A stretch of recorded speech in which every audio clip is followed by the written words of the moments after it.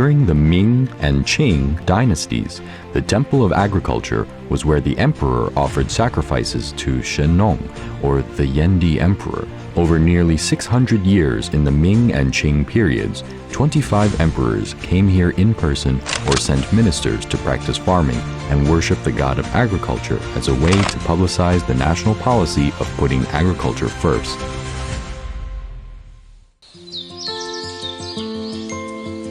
Hello everyone, I'm Alexandre Gary from France and a foreign student in Tsinghua. My Chinese name is Li Shanda. I really like Chinese culture. Today we are here in Xiannongdan. In English, the Temple of Agriculture. And today we are going to study and explore the ancient traditional Chinese architecture. Let's go! The Temple of Agriculture was first built in the 18th year of the Yongle reign of the Ming dynasty. Its predecessor was the Temple of Mountains and Rivers in Nanjing. During the Yongle reign, Emperor Zhu Di relocated the Ming capital to Beijing and built a bigger temple in the style of the Temple of Mountains and Rivers, which gradually evolved into the well-functioned Temple of Agriculture.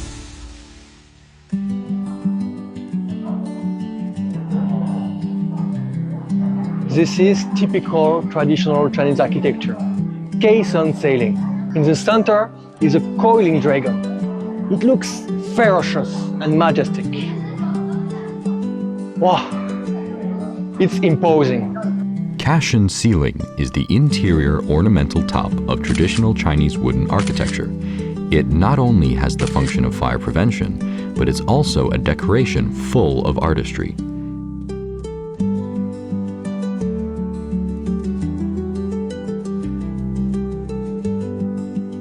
The Tai Sui Hall is the largest building complex in the inner part of the Temple of Agriculture. It served as the main venue to worship Tai Sui and the god of nature. Its architectural style and layout fully demonstrate the solemnity and exquisiteness of ancient royal buildings.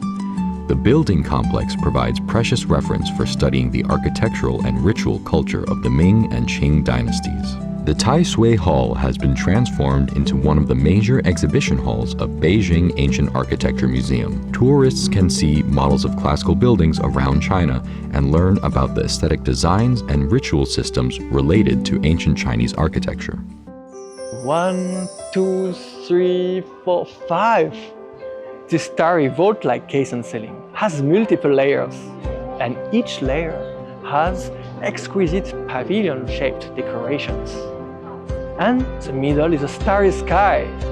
I could not imagine that ancient Chinese already mastered the art of the sky. It looks like my hometown, a beautiful night with stars. Wow. Ancient Chinese buildings boast diverse forms, but they are mainly wooden structured. This is because wood is an easy-to-get material, and wooden structured buildings are widely applicable and earthquake resistant and easy to repair or move. Dougong is the most characteristic supporting component in ancient Chinese architecture. It turns out that there are so many types of beams that support the roof, like this Dougong here. The wooden framework is mainly composed of columns, beams, girders, and purlins, and the structural forms mainly include three types: lifting beam structure, piercing bracket structure, and log cabin structure. In addition, in terms of load-bearing, a structure called dougong is used, which can not only support a certain weight, but also serve as a transitional structure between beam, frame, and column wall in both structure and appearance. Wow! It's a huge sun table model of Beijing's central axis. In fact, ancient Chinese architecture not only has superb techniques, but also complicated rituals.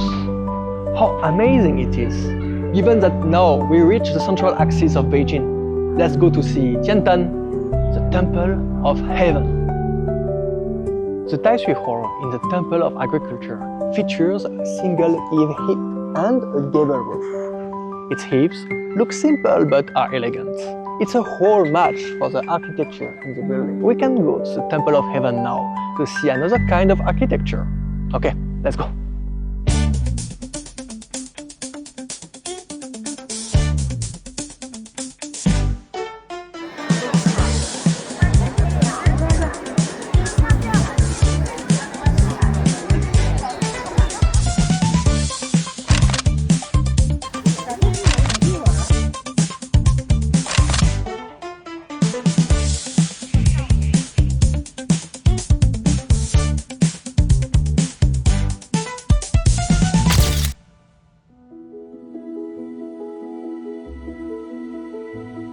Very impressive, right? Tianyanjian, the hall of prayer for good harvest in the Temple of Heaven, features a triple layered eaves. It's very dignified and impressive.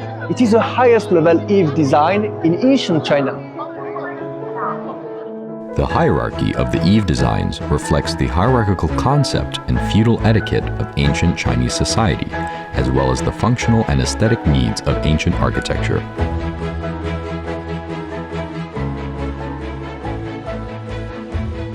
How amazing it is! Those ancient buildings convey the wisdom and philosophy that ancient Chinese people attained before. This is a proof of the connection between human and nature, and harmonious environment. I still have so much to learn about Chinese culture and ancient Chinese culture in particular.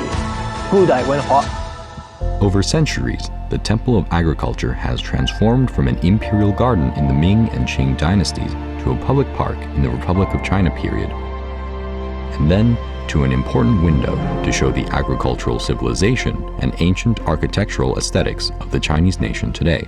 Historically, the Temple of Agriculture experienced ups and downs and witnessed the development of China's ritual and music systems and architectural techniques. Alongside other ancient buildings on the central axis of Beijing, it has become a significant carrier and brilliant symbol of fine traditional Chinese culture.